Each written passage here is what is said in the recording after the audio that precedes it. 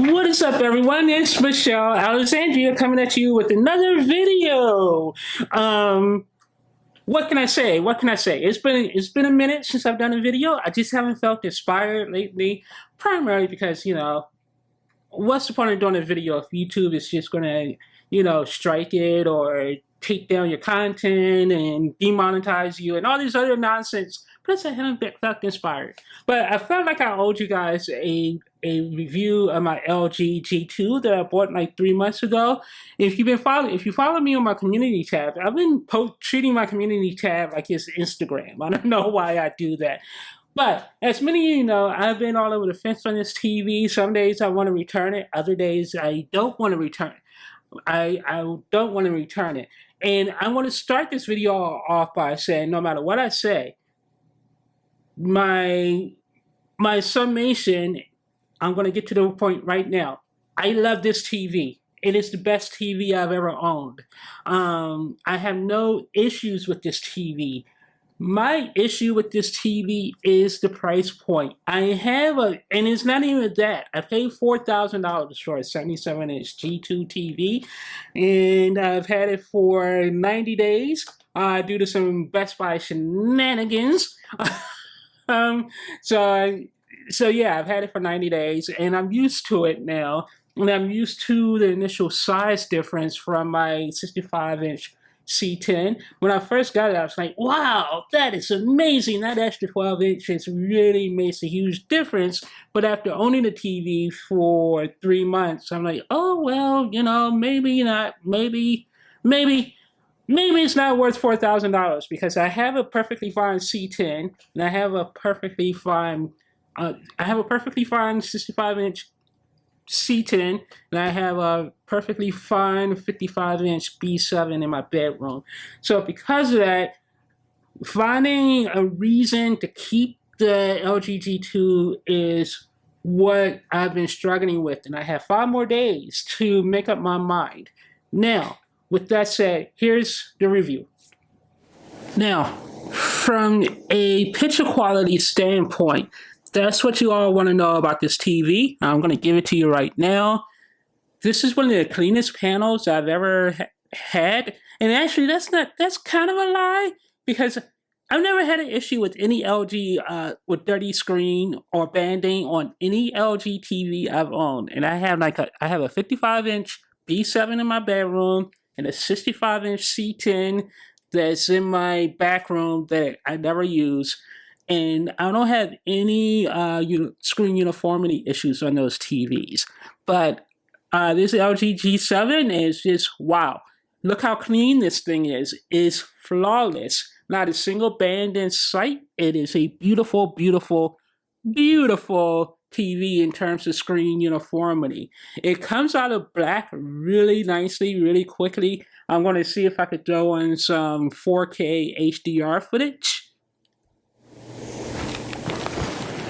I really truly hate using this Spears and Muscle disc, but because everyone uses it, and the reason why we all use it is because it's the only kind of content we can play that won't get us blocked on YouTube or get us copyright struck. It sucks, but that is how it is what it is. But anyway, to go back to what I was talking about, the uniformity on this TV is absolutely brilliant. It punches you in the face in a lot of different respects. Is the picture quality that much better than my C10 or B7? I would say no. I would say no. It is definitely better, but it's not like, wow, I have to own this TV. It's a huge step up from those other 2 TVs I already have, especially when you consider the fact that, this TV is $4,000 and my other 2 TVs work perfectly fine. The picture quality isn't that much better, but it definitely is better. The highlights are a little bit punchier. What I really noticed was the shadow details are great on this TV. Definitely a lot better than my C10 and B7. I think the shadow details are really nice. You could get this TV to go really super bright if you want to and juice it up. However, my one problem with LG has always found the colors on LG TVs to be um, what's the best phrase? Perfect, and maybe too perfect because they're all kind of the same, and it's too clean and crisp and makes it feel like it loses some of the pop and crispiness if you understand what I mean in that kind of quote unquote perfection. There's like one of the things I love about Samsung TVs is it punches you in the face. It's three dimensional. It's really poppy. It's really colorful, and you can really juice this TV up to get to that point if you really want to. But yeah, I just don't know. And here's the thing: everyone complains about OLED TVs being super dark and drabby and everything, and people are right when they make that complaint. But I say that only, and with the caveat, they are only right if you use the default out of the box settings, because the default out of the box quote unquote accurate settings like cinema, filmmaker mode, ISF dark, and even ISF bright. All of those modes are really crummy out of the box, I think. You really have to go and kind of juice up the colors a little bit, juice up the brightness to get it to where you want it to be. Now, if this video comes out looking a little bluish, most OLEDs, when you film them, especially LG OLEDs, when you film them, will have a really weird blue tint to them. So kind of ignore that and listen to what I'm saying, maybe. Even if I don't sound like I'm intelligent, because I'm not. But yeah, the colors are a lot brighter as I watch it than they're appearing on my little TV monitor. But yeah, I would say this LG G2 is the best OLED LG has ever produced. And actually, in the 90 days I've had this TV, I haven't had a single issue at all. It hasn't stuttered. I haven't had a single audio drop. My HDMI CEC has worked perfectly flawless throughout the entire experience. I never once had to reboot the TV. It's been a dream experience for me. So here's the thing about gaming on the LG G2.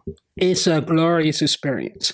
You cannot take anything away from LG when it comes to gaming. I don't know why people want to do that, but gaming on the LG G2 is absolutely a dream.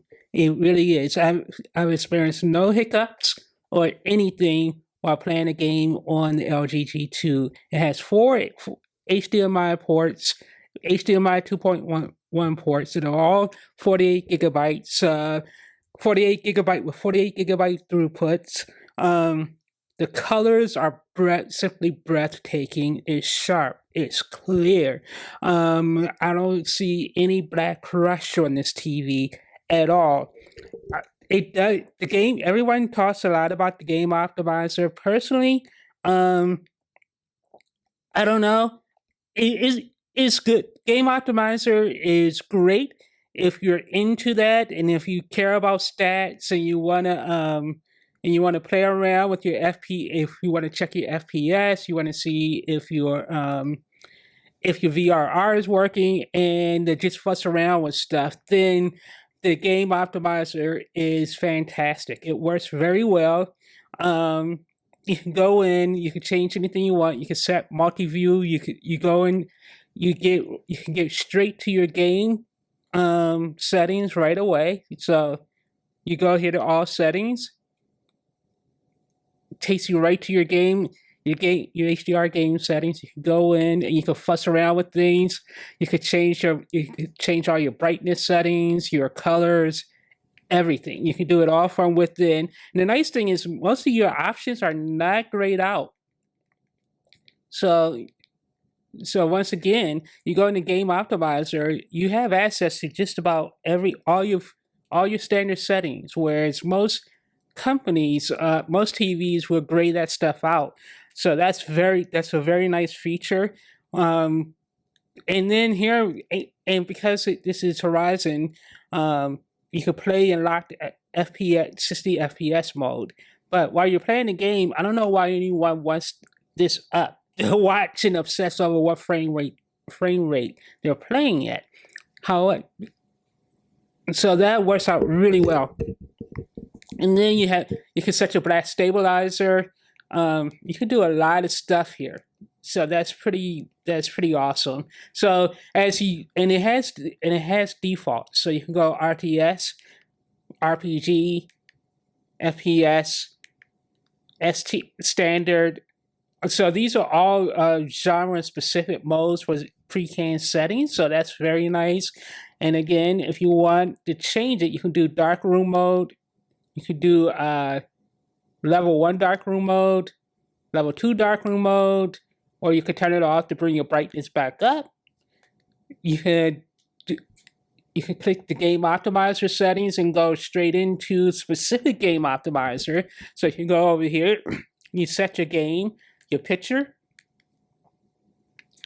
You could change your colors. You could turn the game optimizer on. Oops. I did something wrong here. I don't know how to get it back. Heck.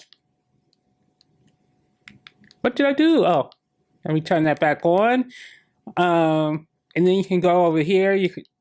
You select your game genres. Again, standard, first-person shooter, role-playing, real-time strategy. And you can see where your picture colors change. I actually just like the standard mode because the picture quality is absolutely stunning. You can set your black stabilizer, so if you lower it, wow! I've never done this before, but wow! That looks gorgeous. Look at that. You change it to 0, you get, wow, that's nice. So here's the thing, if you move it up, then it washes out the colors. So the black stabilizer, I think you probably want it to be right about, wow, right about 6, and you get really nice pop. You get some really nice pop. And then you have your white stabilizer, which again, you can set your white level. So what happens if I don't really notice it. I don't notice a change with the white levels. I don't notice much of a change, but wow, yeah. If you want a game on your LG, play around with your stabilizers, because that made a huge difference. So yeah, you have all of that, and like I said, the LG TV supports everything. It supports G-Sync, FreeSync, VRR, Dolby Vision Gaming, HDR Gaming. It supports everything. There's nothing really I can think of that it doesn't support. And I'm sure there's probably some like people who would nitpick and come up with reasons why the LG TV sucks for gaming, but don't listen to those fools. I mean, HDRG really isn't that big of a deal. But LG TV is the only TV really that supports HDRG to begin with. So to slam it if the mode is not working 100% and the way it was supposed to be a few months ago, which apparently has been fixed. You shouldn't listen to people like that who obsess over one little detail when 95, 98% of this TV is amazing for gaming. It really is. So if you're a gamer, you're golden. All right, so now we get to one of the things that absolutely suck about this TV, and that is the new WebOS. I hate it with a fiery passion. It is messy, it is confusing, it is barely usable. It is inconsistent and is designed strictly so LG can track you and sell your data to advertisers. And I think that is total crap, especially considering the fact that this LG OLEDs are amongst the most expensive TVs you could buy. This LG G2 cost me $4,000. At that point, enough is enough, LG. You don't need to be selling my data. You don't need to monetize me anymore than you already have. I bought your stupid product. Leave me the F alone. Why do I have this shopping banner? I mean, why do I have this shopping banner? Nothing on here is anything that I would even consider buying. Well, maybe I would want to go to Yosemite National Park. Oh, and maybe I want to go to Las Vegas. Oh, yeah. Guess I want to go to New York for Broadway Day.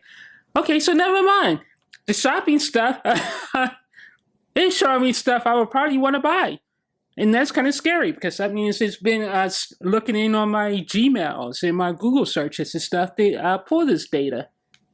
Yeah, I don't like this at all. I don't like it at all.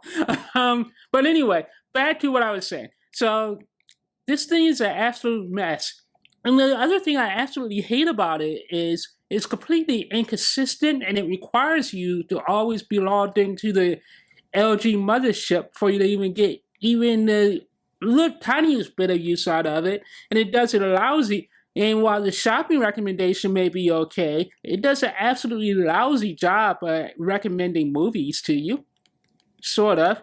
And the other thing is, some of the apps, it drives me nuts because some apps, if you go to install them or update them, they don't require you to log into the mothership. You could do those offline. So if it's a built-in app, like say Amazon Prime, I think was a built-in app, YouTube was built-in app, so I didn't have to log into the mothership to download those. But in order to download YouTube TV app, I had to go in Discovery Plus, or actually in Funimation, I had to actually go in, log into my LG account in order to download those apps. So whenever I want to update those apps, I have to make sure I'm logged in at all times. It's annoying. And I hate the fact that the TV comes with built-in crap too, like Fubo. I don't care about that crap. Shoptime, Sling, Stadia. Why is Stadia still a default app? LG Fitness, I don't care. Pluto TV, I'm starting to think maybe I should sign up for Pluto TV, since there's a lot of stuff that appears to be on Pluto TV, but only if it's free.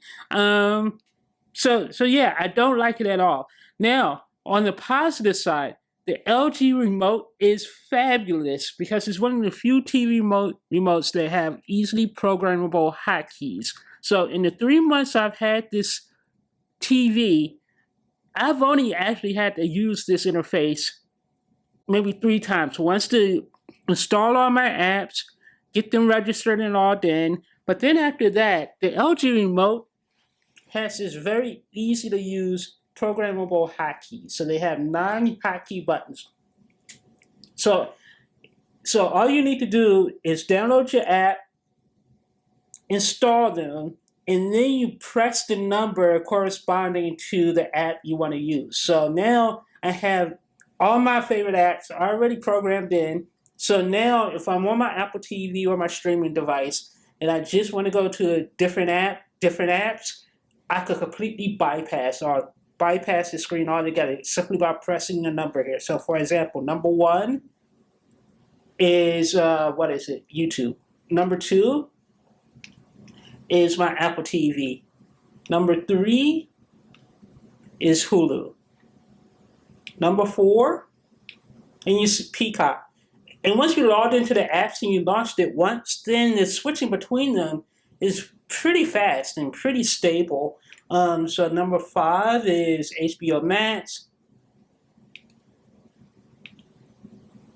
Number 6 is Prime Video. Number 7 is my Disney Plus. So you can see where that's a very powerful feature that everyone should use. And the problem is you have to remember where your apps are, what apps go to correspond to which number, and they don't make it easy to actually find that. But I finally found the button that brings that up. So it's the number 0 button it's the number 0 button on your controller. So if you click 0,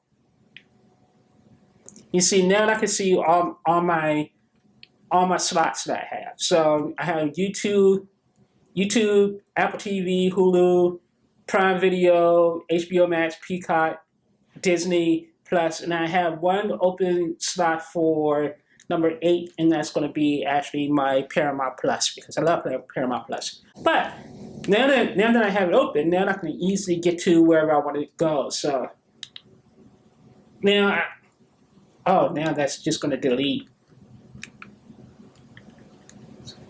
Wow, that's annoying. You see, that's annoying because I should be able to just click on everything and go straight to it. Instead, the only option it's giving me is to delete it. So that's kind of annoying, but I at least can see what numbers correspond to what. So that's something, but in a future iteration, I hope LG adds a dedicated button that goes straight to your hotkey selections. But I have the fear that they're going to redesign this remote next year, and it's going to look terrible. But the other thing is you can actually program anything into your remote. So you can actually go in, and if you have a favorite YouTube channel that you go to all the time, you can simply press a corresponding number, and you can go straight to like M. Alexandria, my channel, if you want. Hint, hint. So yeah. Now, why would you want to use the built-in app and not a dedicated streaming device? I actually find in some respects, I quite love the built-in apps. I think the built-in Netflix app is definitely better than the app that's on my Apple TV. Honestly, I'm not feeling the Apple TV anymore. I know I was a bit champion of it a couple of years ago, but a lot of recent updates have just simply broken it and made it barely usable. And the streaming quality on it isn't nearly as good as like the built-in apps, and definitely not as good as the NVIDIA Shield Pro. So yeah, I started to rediscover a love of actually using the built-in apps instead. The problem with using the built-in apps, especially if you are in the Apple ecosystem, is the simple fact that the Apple TV apps do not include any iTunes extras. I repeat, none of the iTunes extras on any of the Apple apps are included. So you have to, and this is typical Apple BS, you have to have an Apple TV if you want to use all the iTunes extras. So, the hundreds of hours of extra features that come with the Star Wars and like the Lord of the Rings and all that stuff, digital purchases, none of it appears on the Apple TV apps that are on other devices like the NVIDIA Shield or here. And I'm gonna show that to you right now if I can. Let me bring up Apple TV. So, for example, let's go to my library and let's pull up. Here. Let's just do a search. Lord of the Rings. Lord. Otherwise, I'll be scrolling forever. So here we go. The Lord of the Rings, Fellowship of the Ring. If you click this, look at that. There's no iTunes extras. Nothing. With all of that said, I'm sure I'm probably forgetting some things. But yeah, LG G2 TV. Should you get the LG G2 or the LG C1 or the LG G2 or the C2? I had the C2 for about a month, and I love the C2 to death. But here's the thing: get the C2. Get the C2. Save yourself a little bit some money. However, if you're going all in and you're spending that kind of money on the C2, the price difference between the C2 and the G2 is so small now. I would say it's almost worth just throwing the extra $500, and then you don't have to worry about, oh, maybe I should have gotten the LG G2. It may be a little bit brighter than the C2 or whatever, and it may have a few extra little features that I like. However, if you want to say, and the LG G2 comes with the 5-year warranty. So essentially all you're doing is you're paying for the 5-year warranty and you're getting a few extra improvements. But it's not like there's a night and day difference where you're going to see the C2 and you're going to see the G2 side by side. You're going to be like, oh my God, that G2 is going to just blows away the C2. No, you're not going to get that. You're just going to go, all right. It's $500 more. I'm just going to get the C2 anyway. So yeah, I would say get the C2 if you want an LG TV. But I do love the G2. I just kind of wish there was more to it than what I already had. And even after doing this video, I still don't know if I'm going to return the TV because I have until the end of the week. And then after that, my 90 days is finally up. And I either have to fish or cut bait. I'm leaning towards cutting bait. My problem, though, is I don't think next year's TVs are going to be worth the wait. It's just, at this point, TVs are what they are, and all you're going to have is incremental changes in some content. If you're doing side-by-side comparisons, you could go, oh my God, that QD OLED looks amazing. But in 90% of the things you watch, it's going to be the same. And even if there's a 77-inch QD OLED released next year, there's no guarantee it's going to be cheap. More than likely, it's going to be a lot pretty expensive. And right now, you can get a G2 77-inch for $4,000, and you can also get a C2 for like $3,200 or $3,400 right now. So the question you have to ask yourself is: do you really want to wait another year or so to get another TV if you really want one right now? And what are you waiting for? Because you don't know really what next year is going to bring. I mean, we tell ourselves every year, next year is going to be better. Next year is going to be the year the TVs blow us away. And honestly, never is, because at some point, the content itself just has to get technically better.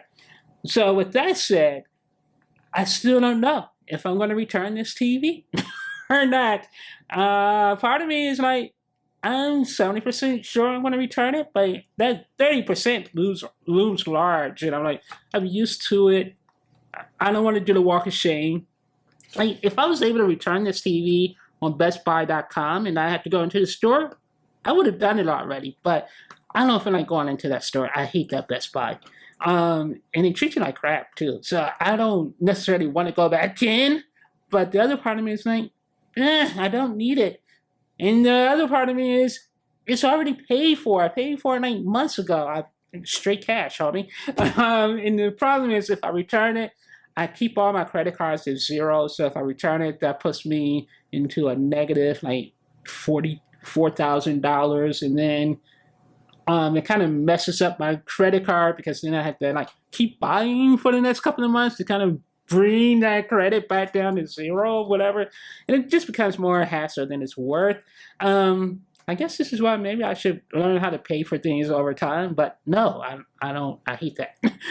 So anyway, I hope you guys found this useful. I'm trying to actually edit videos now going forward, even though I know I've said numerous times I don't like spending a lot of time editing videos, because again, what's the point of doing all that fancy editing if YouTube is just going to strike me or demonetize it? And you all don't really appreciate the effort that goes into actually like doing the B-roll footage and cutting it all together and all that kind of stuff. So I find that I just like doing like these simple, let me just talk to you guys and be real with you all videos. And then there's less effort on my part. But anyway, I'll throw out some B-roll over my pretty face throughout the course of this.